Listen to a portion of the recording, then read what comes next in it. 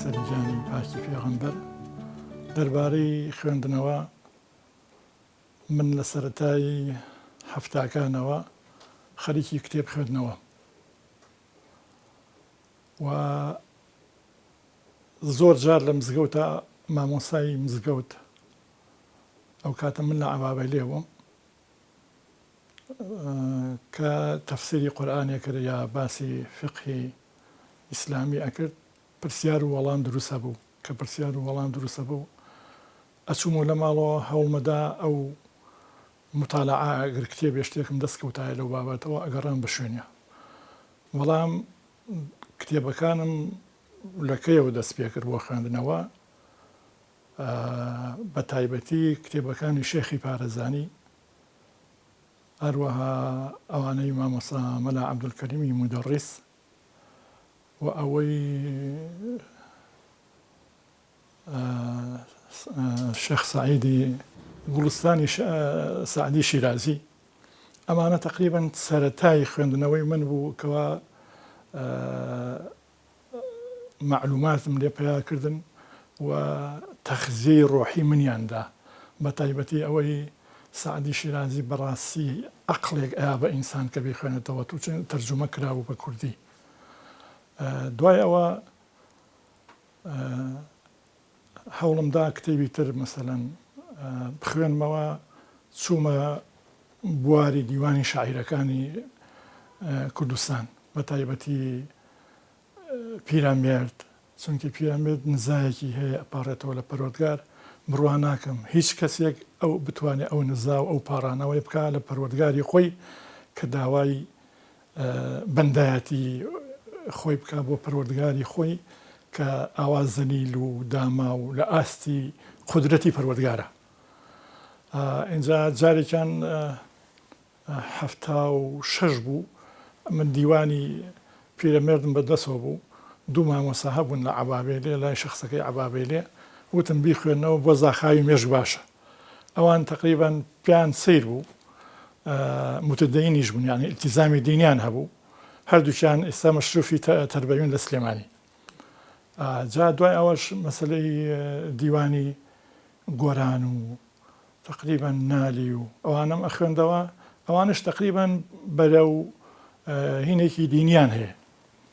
بەڵام گۆران شێوازی شعرەکانی جیان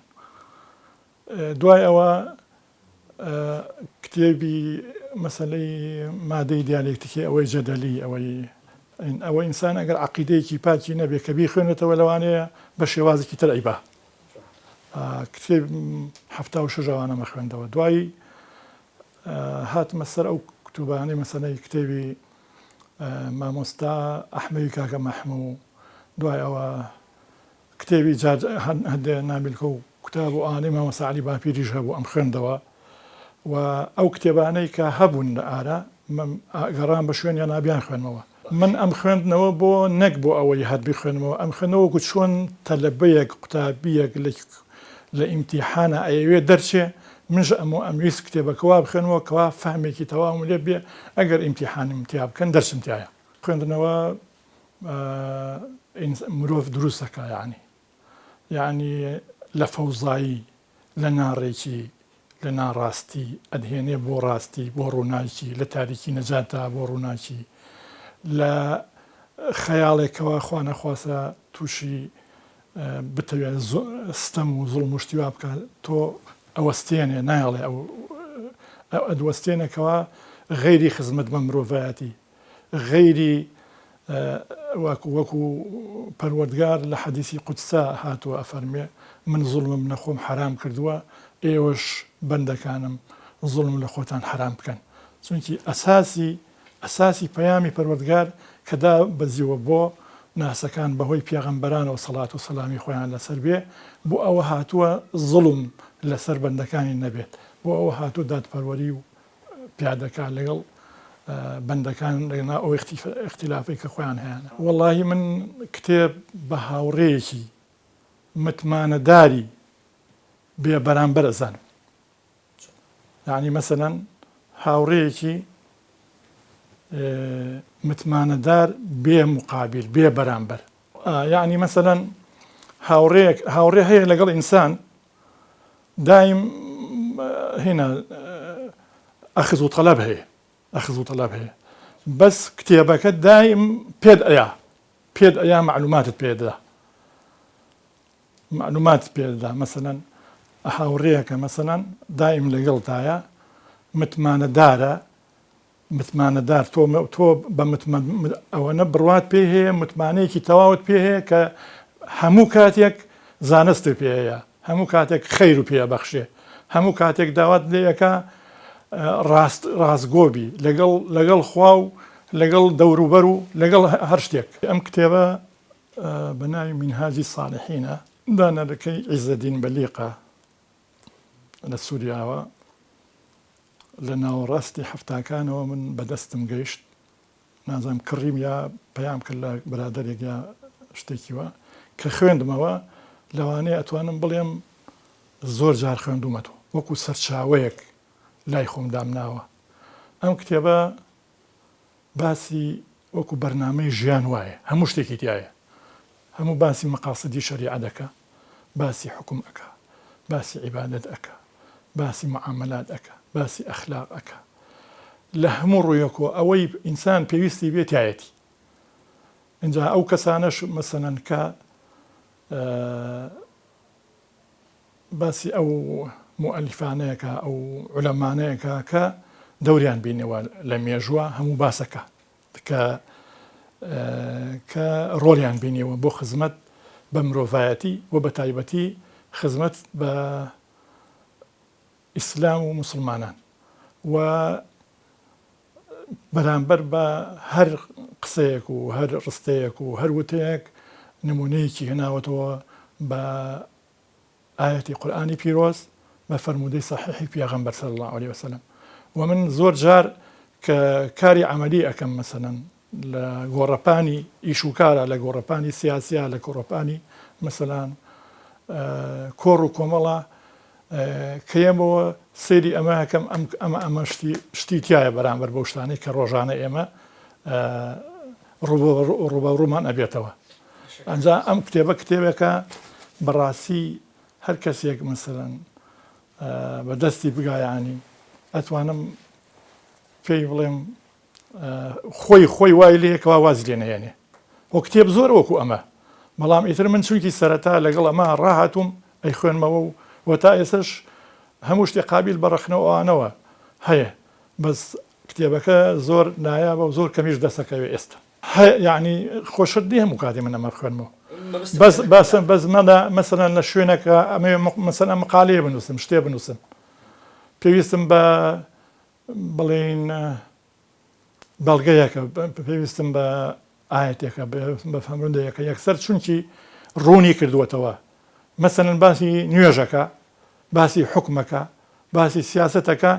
یەکسەر ئەو بەڕوونی هێناوێتی چۆن زۆر ماندوو نەبی لەگەڵی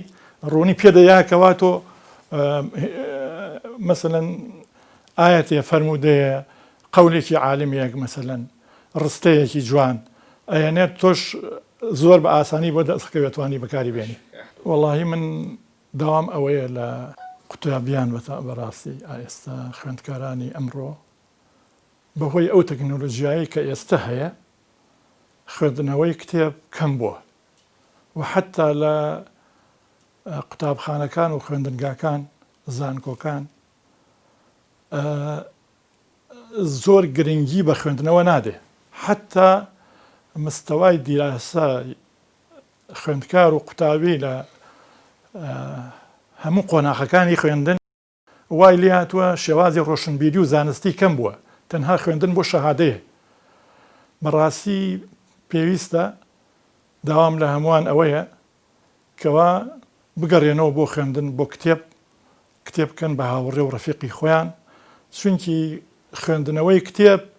هەموو کاتێک ئەو شتێک کە لە بەدەستایە وەکو شان و ئەوانە وەکو ئەیبینی لە ئینتەرنێت و مەسەلەن فەیسبوک و ئەمانە ئەڕوات بەس ئەم کتێبە کە لای خۆت دادناوە هەموو کاتێ هەر کاتە ویست ئەچی ئەیهێنیتەوە و ئینسانیش ئەبێ تااقەتی هەبێ چونکی بە شتێکی کەم تۆ ناتوانانی معلومات وەرگری ئەو تەفسیلە ناتا بە تۆ کە تۆ بتەوێ زانست وەرگری و خزمەتی خەڵکی پێ بکەی ئەمڕۆژ تقریبەن لە هەندێ ڕۆوە ژیان زۆر گران بووە، گرانیان کردووە، سەختیان کردووە. ئەگینا ژیان ئەوەنە گران نییە وایان لێ کردووە، چونکی دنیا ئەوە بچووک بووەتەوە. ئێستا پێویستە من و تۆ هەشتێک ڕووبە وامەلایەتەوە کە ئەنەهوو لە غورفەی عەمەلیاتین ئەبێ هەموو شتێ بزانین. کاکە ناکرێتەوە هەموو شتێ بزانی، خۆ نابێ یعنی خۆ من غورفەی عەمەلیات نییە من بریار بەم ئەمە بکەم و ئەوە بکەم و بکەم. بەڵێ وەکو ئەڵێن لە هەموو شتێ بزانە، بەڵام لە شتێکیش ئەبێ اختصاصی خۆ دەبێ و تایبەتی خۆ دەبێت. ئێمە کۆمەڵگەیەکی موسڵمانین، دەوام ئەوەیە دایک و باوکان، برا و خوشکان، ئەوانەی تەمەنێکیان گوزەر کردووە، تەجربەیەکیان هەیە، غەیری لەگەڵ خوا بوون، غەیری ئەوەی ئینسان لەگەڵ خوا ڕازگۆ و ڕاست بێت، بۆ قیامەتی ئینسان هیچ شتێ دەست نادا ئیلا ئەوەنەوێ پەروەردەیەکی دروست، پەروەردەیەکی دروست و ڕاست گونجاو لەگەڵ واقع، چونکی ئەلا یعلم من خەلق وهو اللطیف الخەبیر. خوا خۆی ئەزانێ چی باشە، ئەو بەرنامەی کە داناوە زانیوێتی بۆ مەخلوقاتی خۆی چی باشە. جا لەبەرەوە ئەبێ دایک و باوک ئاگایان لە مناڵەکانی خۆیان بێت، ئەبێ ئاگاداریان بن، لێپرسێنەوەیان لەگەڵ بن. بڵێ مناڵ ئەچێ بۆ قوتابخانە، ئەچێ بۆ ئەوێ گەورە بۆ تەمەنی هەیە، بەڵام ئەگەر خاوەنی ژنیش بێ مادەم دایک و باوکێتی، چونکی ئەتوانم بڵێم باوک و دایکەکەی لەوانەیە زۆر دڵسۆزتر بن لە خۆی. وەکو چۆن پێغەمبەر صلی الله علیه وسلم دڵسۆزترە بۆ ئومەتەکەی لە خۆیان، دایک و باوک ئەتوانم بڵێم لە مناڵەکانی خۆیان دڵسۆزترن، چونکی بە هەمیانەوەن. مەسەلەن مەهماکان مناڵ عەزیەتی دایکیە خۆتە زانی چەند نایزانێ، بەڵام کە خۆی بوو بە دایک و باوک